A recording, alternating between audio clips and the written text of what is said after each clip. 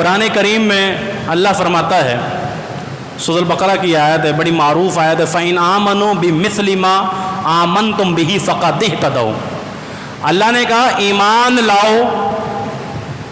ایمان لاؤ بِمِثْلِ مَا آمَنْتُمْ، اللہ اکبر، کہ جیسے صحابہ کرام رضوان اللہ علیہم اجمعین ایمان لائے۔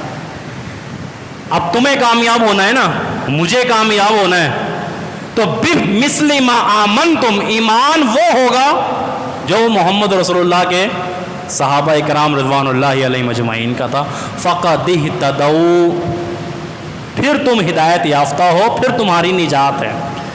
اب ایمان کا معیار کس کو بنایا؟ اللہ نے صحابہ کرام کو۔ ایمان کا معیار کس کو بنایا؟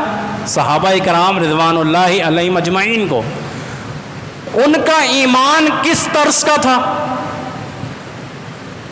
یہ جو میں نے آپ کو بتایا نا، اولئک هم الراشدون، اولئک هم المفلحون، جنت کے سرٹیفکیٹ دنیا میں نام لے لے کے جنت کی بشارتیں، یہ ساری خوشخبریاں، یہ سارے فضائل، یہ سارے مناقب، یہ ساری تعظیم، ادب، احترام کیوں ہیں؟ ان کے ایمان کی وجہ سے، ایمان ان کے اعلی سے۔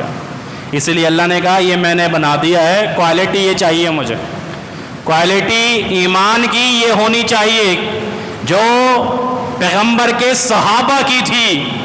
پھر بولنا اپنے آپ کو کہ ہم مومن ہیں، پھر بولنا اپنے آپ کو کہ تم ہدایت یافتہ ہو۔ اگر صحابہ جیسا ایمان نہیں ہے پھر اپنی خیر مناؤ۔ اس لیے زبانیں دراز کرنے سے پہلے سمجھا کرو کہ ان کا مقام اور مرتبہ قرآن و حدیث میں کیا